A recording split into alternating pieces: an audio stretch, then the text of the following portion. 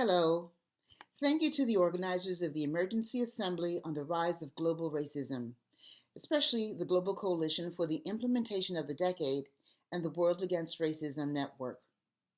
As Her Majesty Queen Mother Dòwòti Désir, Huna II, I bring you greetings of honor and respect. I am the chairperson of the NGO Committee for the Elimination of Racism, Afrophobia, and Colorism, also known as CIRAC. We were formerly the subcommittee for the elimination of racism of the NGO Committee for Human Rights. The subcommittee was created as a direct response to the World Conference Against Racism in 2001 and the Durban Declaration and Program of Action Plan. In the face of much opposition, however, the subcommittee became CIRAC, an independent committee in 2015 as our immediate response to the International Decade for People of African Descent, 2015-2024. We organized a series of events at the UN, including meetings with a working group of experts for people of African descent, the AG of the Office of the High Commissioner for Human Rights, and other esteemed UN officials and agencies. More importantly, what I am proud of is CIRAC being more activist-oriented, organized events in the communities where African descendants in the United States actually live and work. And we did this to call attention to such concerns as housing, land displacement, gentrification, issues of food insecurity, and discrimination against African-based faith traditions within the context of the Durban Declaration and the International Decade for People of African Descent.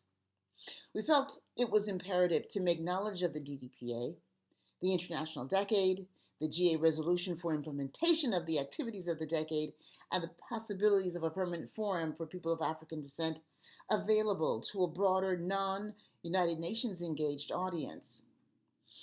With all manner of constraints upon us, we worked to make the themes of the decade, recognition, justice, and development, known to all who would listen. Unbelievably, there are hundreds of thousands of African descendants in the United States, Guyana, Haiti, the Dominican Republic, Benin, Nigeria, and elsewhere, who still know nothing of the work that we do. And when I say we, I don't mean just CIRAC, but I mean you and your organization as well. And why this should matter to them. CIRAC needs additional resources, monetary and otherwise, to make this information more common, more widespread, more accessible, something that many of you, no doubt, are experiencing. So we must persevere, all of us. The Permanent Forum for People of African Descent, if organized effectively, in the spirit of solidarity, inclusive of diverse voices within the Afro-descendant community, and cognizant of the merits of strategic partnerships outside of our own circles, should further our cause exponentially. Now, while we can talk about the rise of global racism and other forms of intolerance, especially xenophobia, Islamophobia, anti-Semitism, and Christianophobia, in an era of right-wing neo-fascist governments, there are forms of violence that are so ingrained in our communities, so ingrained in our societies, they are normative. And this is most notably the case with Afrophobia, whose roots are in the Ma'afa, in the slave trades, accompanied by the irrational fear of African epistemologies, ethics, and spiritual practices that are indigenous to the African continent, retained all over Europe and the Americas, and are non-Abrahamic in nature. Afrophobia isn't just a race-based phobia, but it is cultural, it is philosophic, and spiritual. Among the 200 million practitioners of Voodoo, of Bwiti, of Candomblé, Duga, Shango Baptist, Ifa, Lukumi, and others, vilification, prejudice, deprivation of human and civil rights, discrimination, marginalization continue to shape quotidian existence in the ugliest ways.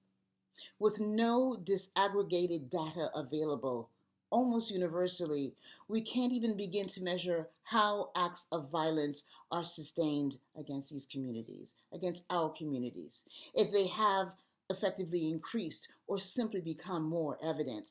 We can't understand the parameters of the psychosocial impact Afrophobia has on Black and Brown communities. We can't measure the depth of its ravages when it is internalized. The Durban Declaration and Program of Action Plan articulates methodologies for countering the dangers of racism, racial discrimination, xenophobia, and other acts of prejudice as they grow more inbred in our societies. These social ills have hatched into vile standard responses and structurally dangerous policies and events that in their consistency become banal. The continued extrajudicial killings of youth of African descent, especially males in the world, children accused of so-called witchcraft, police brutality, the expansion of the prison military industrial complex, the economic abuses suffered and endured by the poor and the unemployed, keeping them poor and unemployed, which further makes all of us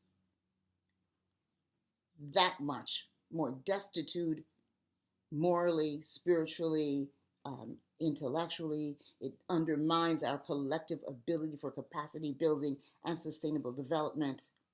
In other words, our societies are confronted with the enforced invisibility of African descendants, indigenous, and other people of color by the abuse and misuse of the state's resources, or what I refer to as state recidivism.